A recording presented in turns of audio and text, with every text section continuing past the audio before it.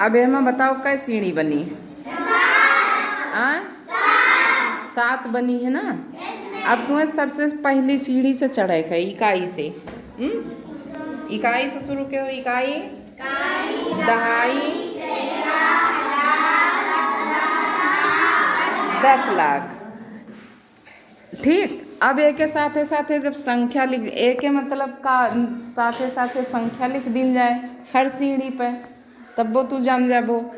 लेकिन ओके अगली बात सुनो कि ई समझ लियो 10 लाख है तो कै सीढ़ी बनी? 7 सीढ़ी बनी।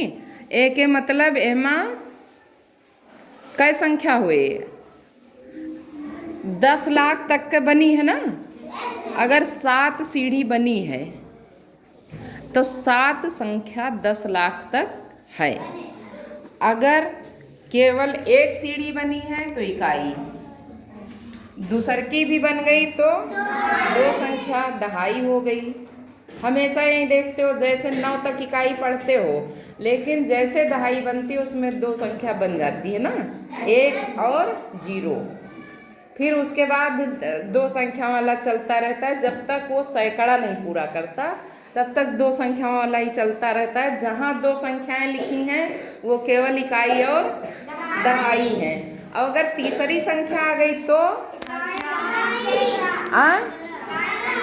हाँ, तीसरी संख्या आ गई तो सैकड़ा हो गया। इसका मतलब 3 सीढ़ी तुमने चढ़ लिया, सैकड़ा वाली सीढ़ी चढ़े। फिर 1000 में अगर 1000 पे आ गए तो कै सीढ़ी चढ़े? 4 सीढ़ी चढ़े ना। तो कै संख्या होगी? 4 संख्या होगी। फिर उसके बाद किस सीढ़ी पे चढ़े हो? 10,000 5वीं सीढ़ी पे चढ़ गए। इसका मतलब 10,000 तक की संख्या में सीढ़ी तक कितनी संख्याएं होंगी? 5 संख्याएं होंगी ना। फिर अगली लाख किस नंबर की सीढ़ी पर है? तो लाख तक की संख्याओं में कितने अंक होंगे? 6 अंक होंगे।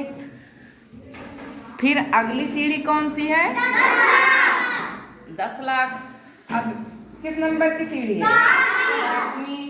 अगर 7 अंक लिखे हैं तो तुम उधर देख के जान जाओ कि ये कितने तक की संख्या है? 10 लाख तक की। यही चीज तुम हमेशा याद रखना। जब भी तुमसे अंक वो संख्या पढ़ने के लिए कहा जाता है कि इसका विस्तारित रूप लिखो, निम्न संख्याओं को शब्दों में लिखो, या संख्याएं लिखी, वो शब्द लिखे हैं अंकों में लिखना है, तो इससे तुम जान जाओगे ये सीढ़ी अगर तुमने चढ़ना सीख लिया तो यहीं से एक सीढ़ी चढ़े मतलब इकाई, 2 सीढ़ी चढ़े दहाई, 3 सीढ़ी चढ़े सैकड़ा, 4 सीढ़ी चढ़े 1000, 5वीं सीढ़ी 10,000, 6वीं सीढ़ी 7वीं सीढ़ी। तो आज तुम 10 लाख तक सीखोगे, 7 सीढ़ी चढ़ना सिखाएंगे। और फिर जब इधर से तुम उतरना शुरू करोगे, लिखना यहाँ से शुरू करते हो इकाई से। कहाँ शुरू करते हो? इकाई से। अब हम इकाई लिख रहे हैं।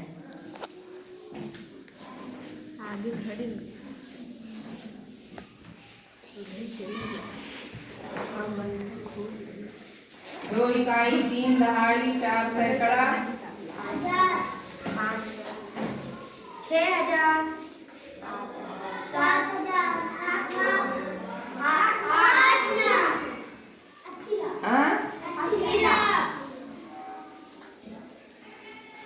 अब यहाँ से तुम शुरू तो यहाँ से करते हो, इकाई, दहाई, सैकड़ा, 1000, 10,000, लाख, 10 लाख। जब यहाँ तक तुम पहुँच गए ना गिनते गिनते, तब तुम्हारे पास पूरा कलेक्शन आ जाएगा, तुम्हारे पास रुपए कितने हैं। तब तुम यहाँ से शुरू करते हो कि सबसे बड़ी वाली गड्डी तुम्हारे हाथ में यहाँ पहुँच गए, तो ये तुम्हारे पास कितने रुपए हैं? 80 लाख। फिर 70 लाख, लाख वालों को एक गड्डी में रखोगे, 80 लाख और 60 लाख, तो कितना हो गया? 87 लाख। फिर 6 यहाँ लिखा तो 6 है, लेकिन ये 10,000 की सीढ़ी पे हो, इसका मतलब 10,000 की 6 घंटी है तुम्हारे पास। कितना हो गया? 60,000। फिर 5,000 तो 60 और 5 को एक में मिला 65,000। फिर कितना सैकड़ा है?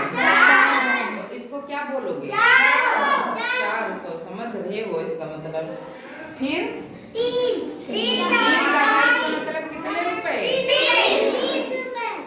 30 रुपए ना। तो 30 दहाई के साथ इकाई को भी मिला दो। 30 रुपए है, फिर उसमें 2 रुपए फुटकर। जो इकाई है उसको तुम अपनी भाषा में क्या बोलते हो? फुटकर या खुल्ला या चेंज। क्यों? तो चिल्लर कहा था ना। तो जो तुम्हें फुटकर, खुल्ला, चिल्लर, चेंज रुपया है, वही का इकाई कहा जाता है। एक के साथ दहाई नहीं, लेकिन अगर दहाई लिखी है तो जैसे 30 रुपया तो लगे 10-10 का 3 नोट है और 2 फुटकर है, तो कल का हो गया 32। अब यहाँ से फिर से तुम शुरू करो। कितने रुपए हो गए तुम्हारे पास? 87 लाख। कितना? 87,432। बस। अब कौन लिखेगा इसको संख्याओं में? चलो अनामिका। जब बात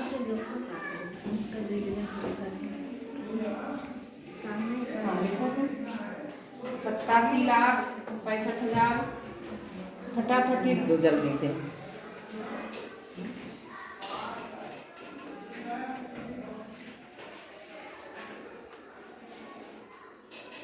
चलो अनामिका तुम लिखो, ये सोचने में अभी देर लगा रही, तुम सोच लो तब तक कैसे लिखा जाएगा। हाँ, 87,65,004। हाँ, 1000 तक अब तुमने पूरा कर लिया। किस सीढ़ी पे उतरी हो?